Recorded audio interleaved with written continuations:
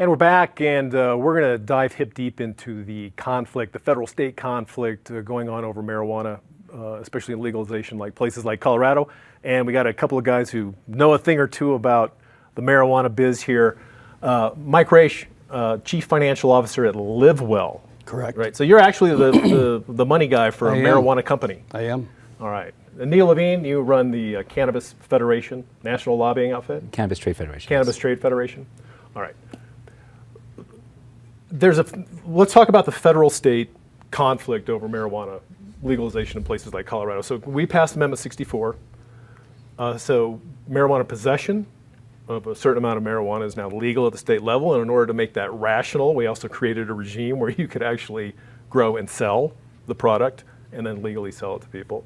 But it remains illegal at the federal level. Is that basically the gist of it? Yes. God, that's so it's a states' rights battle, basically. 100%. 100%. Yes.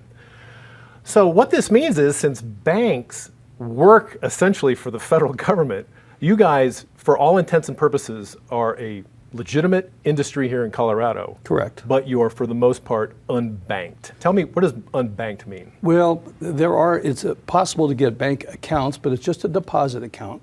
And it's usually for the more well-established companies. The company's been around a longer period of time. It's expensive to get a bank account. It's difficult. And again, it's only a deposit account. There's no lending, there's no merchant accounts, so we can't take credit cards. And it kind of spills over beyond just the banking. It affects payroll companies, it affects armored car companies. So it's a very far-reaching effect. And we have more companies that can get banking here in Colorado because we're an older market and the cannabis industry lives in dog years. We've had legal adult use sales in this state for 5 years, and this is the oldest state that exists. And so the FinCEN guidance that was issued at the federal level says that banks, in order to take the business, have to establish a relationship and know who these people are that they're banking. So in Colorado, while you have more of the larger or well-established companies that can get this rudimentary form of commercial banking, in new markets and all these new markets that are emerging, getting banking no matter who you are is next to impossible, at least for a few years. All right, so this goes back to, and this sounds vaguely familiar, to know your customer is what they're basically saying. Exactly. Right? They want you to know your customer. Correct. They'll offer you some limited banking services, but it's only limited because you can get in a lot of trouble because you're potentially running afoul of a lot of federal law. You're technically money laundering. Technically a money launderer, yeah. Right? Well, so there's a lot of due diligence that goes along with that too. Right. The banks go through a lot of rigorous inspections of companies like ours. And the fee to get just a basic bank account could be $2,000-3,000 a month. Good God. Yeah. Well, you guys make that in about 3 seconds, right? We don't get to hold it we get to hold it for 3 seconds. But cannabis companies are taxed on their revenue, not their profits. I was just going to say that the great myth, and I was teasing you about that you guys are rolling in dough, is that you are taxed differently than other businesses because you remain illegal at the federal level. Explain that real quick, because that's important. It goes back to the 1980s, and it's Code Section 280 capital E, which basically says that people in our industry can recoup their cost of goods sold, but that's it. All the operating expenses that business pay. So in our stores where we pay for salaries and labor for people, benefits, 401k contributions, none of that's deductible. All right, so you're not taking normal business deductions the way most other businesses Correct. Take. So you end up paying really high tax rates at the federal level, right? So as an example, if you just use some examples that are pretty accurate. If 50% went to pay for cost of goods sold, and a typical business would have maybe 30% operating costs, we pay taxes on the 50%, where every other business would pay on a 20% bottom line.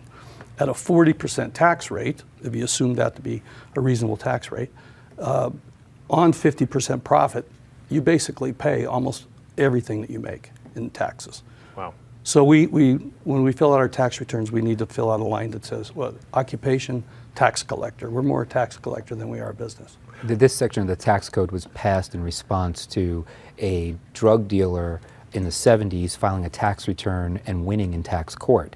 So 280E is designed to take the ill-gotten gain out of an illegal enterprise, and it works exactly as it's intended. It takes all the profit out of the business. But the part about not being able to take credit cards you remain a cash business then. For the most part. For the most part. Yeah. Okay. So there's an ongoing effort to try and kind of unwind this conflict, right? And so let's talk about this because there's a couple bills in Congress right now, and let's start with, and they heavily involved members of the Colorado congressional delegation, which makes perfect sense, Yes. obviously. Let's start with the SAFE Act. All right? Ed Perlmutter's been pushing this for quite a while, Yes. Congressman Perlmutter. What's the SAFE Act going to do? It's making its way through the House right Yes. now, right? Yeah, it's passed out of committee. It's heading to the floor. The Safe Banking Act essentially says that that banks can take cannabis business. The headwinds that we keep running into on the federal level is, well, how do you bank something that's federally illegal? And Safe Banking Act doesn't fix that component of it. So there is a growing drumbeat. Everyone, intuitively you think this is the low-hanging fruit. There's a public safety issue. Why don't we want to be banked? The federal government should want us to be banked. Why do you want all cash businesses if you want us to pay taxes? It seems like every level of government that collects taxes on marijuana should want you to be banked, because otherwise you're paying your taxes in cash. Right. And there's no really decent way to even track your sales. Right. For the most part, right? Yeah, so compliant businesses like Livwell Yeah. tend to over-comply, and then the scofflaws, it's hard to catch them in the net. And if you're trying to set up a regulated and transparent industry, that's a situation that nobody wants, on top of the public safety issues that it creates. So what's interesting about that too is that I practiced public accounting for many, many years. And during that period of time, I worked on thousands of tax returns, hundreds of clients, every industry you can imagine. But I never, ever worked on or my firm has never worked on a black market drug dealer. Because guess what? They don't pay taxes.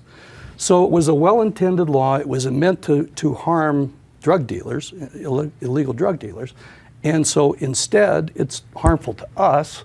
We're competing with the drug dealers. And in a way, it's really benefiting drug dealers because it's harming us. It's putting us at a disadvantage.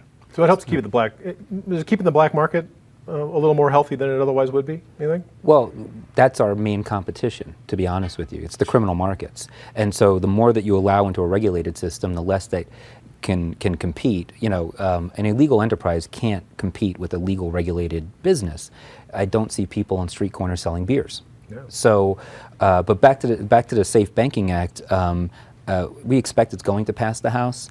Senator Crapo said that he's not going to call it for a hearing for the same reason that I identified. We're very supportive of the bill. We think that if it passes, that it would open up banking quite a bit.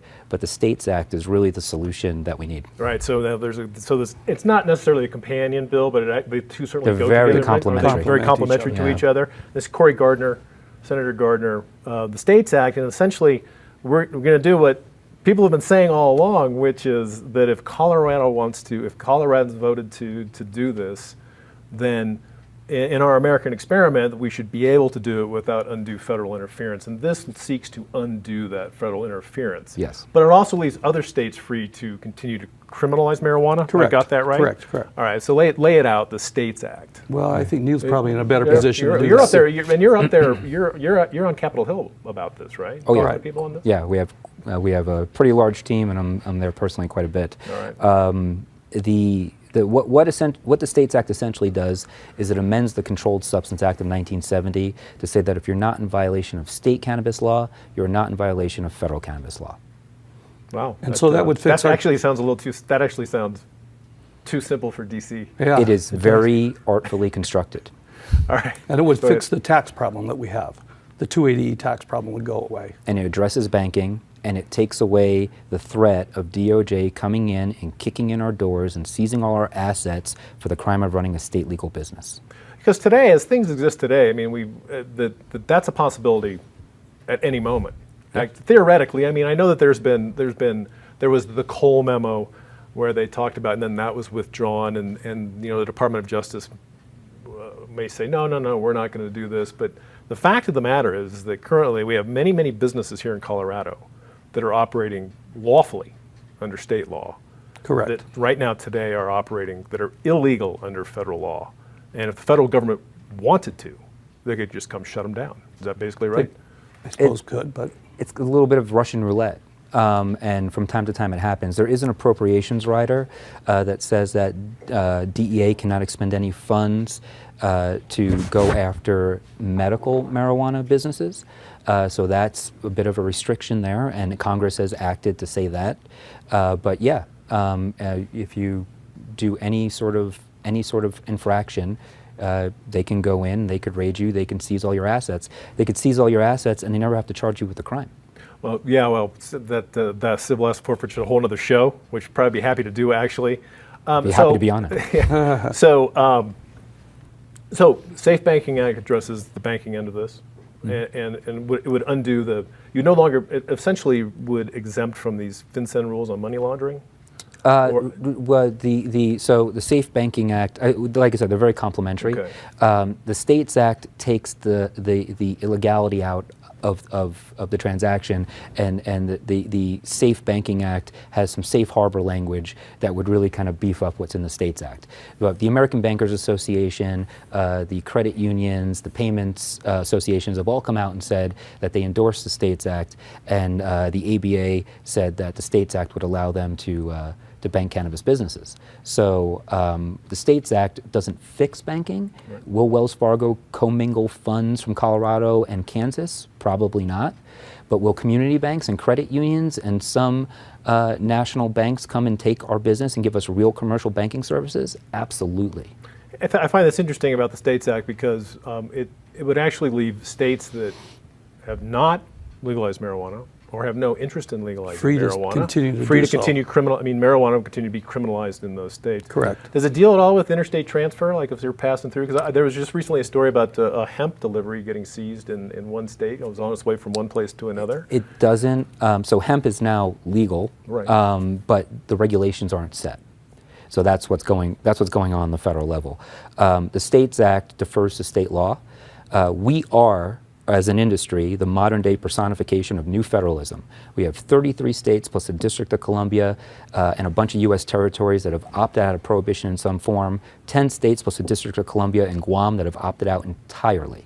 So every state has its own set of laws, its own set of regulations, and says that product can't leave the state boundaries, which is what makes it operate under the current federal ban. So every state that's acted has acted in violation or in contradiction of federal law. Right. So the States Act doesn't fix that. It just defers to what the states have done. And so let's talk about the congressional delegation. So we know that Representative Perlmutter is pushing through the Banking Act. Yeah. He's on the States Act too. He's on the States Act. Senator Gardner is pushing through the States Act, and he's also on the SAFE Act. Off the top of my head, I think he is, but I'm not 100% sure. And where's everybody else? Where are the members of Congress? Well, Senator Gardner and Senator Bennett are both sponsors of States Act. Congressman Perlmutter, Congresswoman DeGette, Ken Buck, and I don't want to forget anybody, and Joe Neguse are all on States Act. All aboard? Yeah. All right. Well, gentlemen, thanks for coming and explaining that, because it's really not only interesting, but it's an important federalism question that we're answering here. Should Colorado be able to do this experiment free from federal interference? There is no getting the toothpaste back in the tooth. Yeah. All right. Thank you for having us. No, thanks for coming on, and be sure and check us out at CompleteColorado.com. See you next week.